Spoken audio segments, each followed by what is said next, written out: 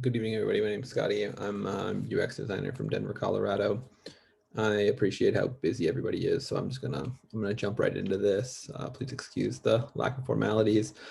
The problem that I was asked to address here is that some users were unable to locate, edit, and share their Wi-Fi passwords directly inside of their app.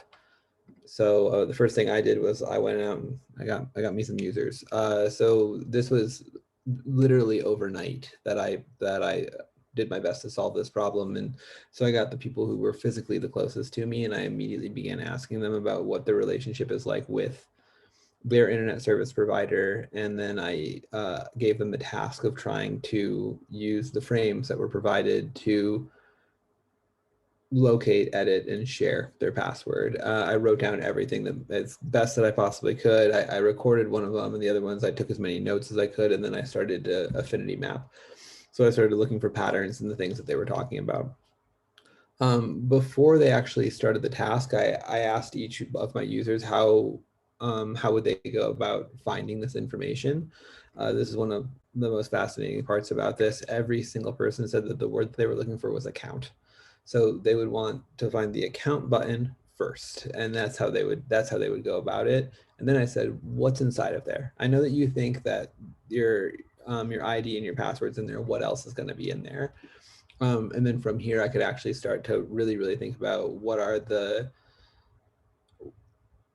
kind of patterns are happening inside of the patterns. And once I started to see these kind of things happen in other places, I was able to really, really establish that persona. No one's expecting you to read all of this. It's a lot of information, but it really helps me to establish empathy for my users.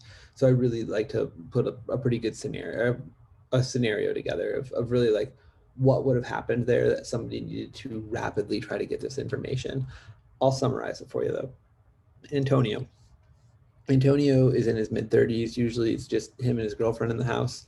And they talk about what they're going to eat next, right? Like that's we know Antonio. Like we're all a little bit of Antonio in that way, right? So the other night, Antonio and his girlfriend, they're hanging out. Another couple, a friends of theirs come over, and they bring their toddler with them. And the toddler pulls out his little iPad, and he wants to play his games.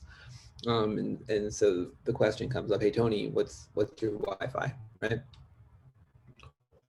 So Tony grabs his phone, right? He knows that like somewhere inside of his app, he's able to get his Wi-Fi password and stuff, and he's going to tell the little kid what the thing is. And he's in accounts, he's in whatever. And the girlfriend's like, no, that's not where it is. It's in settings. I'm sure it's in settings. And then the parents are in on it. Like, no, maybe you should check. I mean, have you thought about checking like profile? Is there a profile? I think where we want to.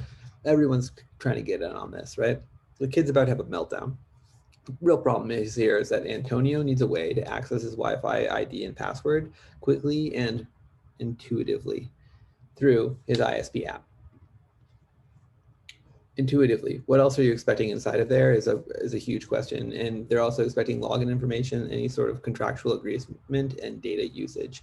Data usage actually kind of threw me off, but after talking to Antonio, I was actually kind of surprised to hear that actually is important, and that's what Antonio is expecting to be inside of that tab when it gets opened. So the information wasn't there, and totally justifiably, everyone's kind of annoyed, right? So we kind of need to know what is the threshold for annoyance and what are we going to do about it?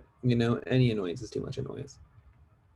So on a scale of 0 to 10, how annoyed do you have to be before you open up your FAQs? Or if you use chatbot, or if you call, right? If you like call and be like, hey, where's my Wi-Fi password in the app? You gotta be pretty annoyed. Then once we established a threshold of what are we considering actually like too much annoyance, I asked, how was it? They completed the task. Antonio told me it really wasn't so bad. It was like a 1.3 is what the number of annoyance actually came out to. But wouldn't it be nice if we could get that 1.3 down even lower? So we started to like real quickly put together like you click on the accounts button, and then you got this like scribble of kind of what I think the accounts page should look like. And then for testing, I put you got to put a wireframe together, and so we were able to actually click through things and actually see like how do the interactions work. And then to really figure out what it looks like, we actually kind of started to think about spacing and color and the correct typefaces. The only way to actually get there, so like we clicked on account and everything that we expected into account is there, but we still can't share or edit. As of right now, all you can really do is long click. Once you long click, you can hover over this and then you can hit the share button, right? But as we know from our tasks that people are missing this, they have no idea that that's there. So we are going to need some sort of imagery or something, right? So we added a line item, and it's all right, but it does require extra clicking, or we can just start throwing logos into the mix, right? Or you throw an edit and share, you go switch from lefty to righty, or over here is what my personal favorite is, right? Where we actually have these like really wide buttons. So using the icon and words together, it creates a really consistent pattern throughout the entire app, where that's going to help to establish trust, and it's just going to like not look as cheap. But those things are huge. It promotes accessibility. So if you do have a user who has a lower reading level, or if you have somebody who's visually impaired, you have the ability now to reach a larger audience. And then UX problems get solved along the way too. You can test a lot easier by reducing an idea, like, hey, what happens if maybe we get rid of the logo, versus asking someone to picture something that's not actually there and then relying on what their imagination is going to be. And it's super easy to iterate. These buttons are freakishly wide, right? They're kind of silly looking, but if you could throw an extra button in, you could throw 2 more buttons in, and they're still really, really easily pressable. And it actually allows for a great deal of scope. We have no idea a year or 2 from now if there's going to be something else that needs to go in there. And then it creates a more pleasurable experience for Antonio. I mean, the bottom line does need to be protected here, and word of mouth marketing is going to be huge.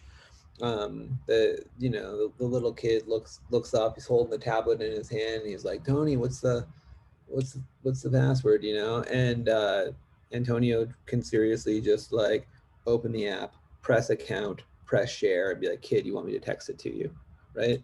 And the kid's like, airdrop it, right? The parents are like, whoa, that was sick, that was totally sick. Who's your ISP? I want to get my hands on this app. And now you have that word of mouth marketing going on, and now you're talking about like the app, you're talking about this, and then also forget the bottom line for a second. Just the idea of making people happy is just a good thing. And then also now you have a child who's not on the verge of a meltdown, right? They have access to their tablet, and they're now able to play their video games.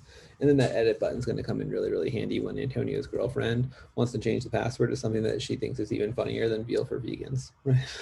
So anyway, I do want to thank you guys for taking the time. I do know how busy everybody is, and I do appreciate it. I would love to answer any questions or just talk about my process more. Please feel free to reach out.